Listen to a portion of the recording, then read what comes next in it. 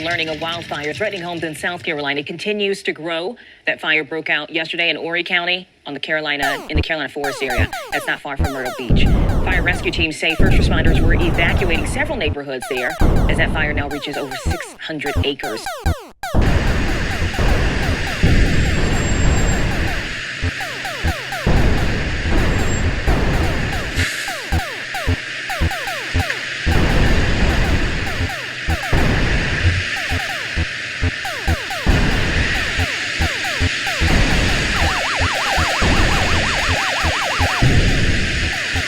We've got ones that can see. Welcome everybody to today's show.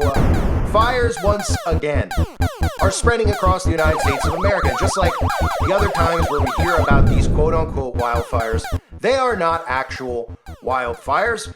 These are acts of arson being committed by your own government. Now, in some cases, they'll use directed energy weapons. In other cases, they will just light the fires themselves, whether they're using drones, igniting them with aluminum that they're spraying from the skies, or of course, we know they have the ability to just really send strong frequencies to those smart meters that are being slapped on the side of everybody's home. But make no mistake about it, we see the same pattern being committed over and over and over again. Now, a lot of people, when they hear us discuss this, think that we're jumping to conclusions. But if you look at the pattern's always the same. These locations that are getting hit with these quote-unquote wildfires that we're being told are natural disasters, even though our own government has admitted to owning the weather by the year 2025. And last I checked, it is in fact 2025. The common theme that we continually see is that there are major plans for smart cities to be put in these locations. So people out there hear this. You hear the government talking about, hey, we're going to launch a smart city in Myrtle Beach.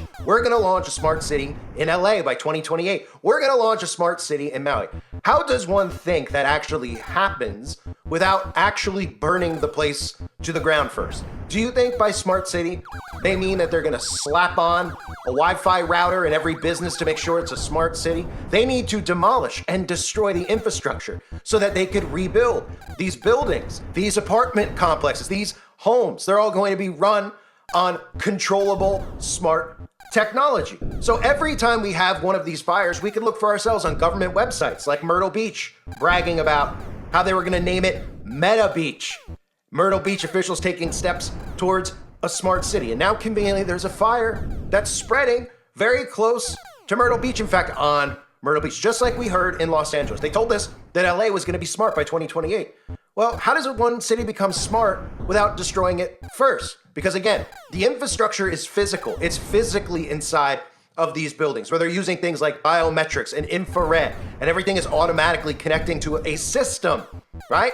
That's what's occurring here. That's the technology that has to be put in place. And guess what? If the government says we're going to put a smart city in Myrtle Beach and you own a business in Myrtle Beach, are the odds strong that you're going to comply with what they say when they say you're going to have to shut your building down? In fact, you're going to have to destroy your building and make sure it's up to code so that we can have it running on smart technology. Well, of course not. Of course, you're probably going to say, no, thank you. I'll pass. Things are going swell. I've owned this building since I inherited it from my great-great-grandparents in the early 1900s, right? So how else would the government get people to comply? Well, the government wouldn't get people to comply. If these are what the plans are that they tell you out in plain sight, that they want to turn Myrtle Beach into Meta Beach, that they want to turn LA into Smart LA, that they want to turn Lahaina and Maui into the first fully operational smart state and smart city, well, they're going to have to do things like this, right? And the common theme we constantly see with these fires are all of the government documents that tell us that this is what the plans are. Remember during Maui, where they told us the top emergencies officials were on another island learning how to respond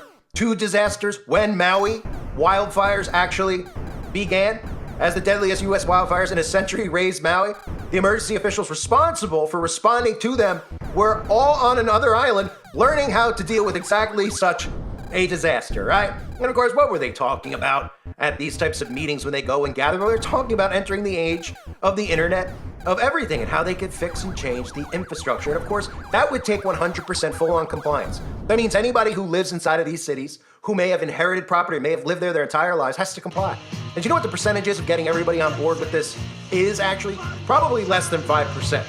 You wouldn't be able to knock on people's doors and tell them, hey, we're going to rebuild the entire office that you work in. We're going to rebuild your home. We're going to rebuild your apartment. What you would do is you would burn it to the ground, and then you would take the land that you already said and took claim to by saying that you were going to build these smart cities in these locations, even without the people who live there, even without them agreeing to it. This is the only way you can do it. And of course, here is a clip that aired a year ago from Myrtle Beach, these clueless politicians, some of which, of course, know what's going on, these clueless Tavistock news anchors, telling you this like it's a good thing. Hey, it's just a little bit of an advancement in technology. We're all on our phones all the time, so we might as well make life easier for everyone. Let's watch things in 3D. Let's be able to interact without even knowing where we even are, what we're even doing anymore, because we have our heads buried so deep in our tech that we're really actually not even living in a physical realm anymore. Here they are talking about Meta Beach, and listen to how they even right in your face talk about the fourth industrial revolution.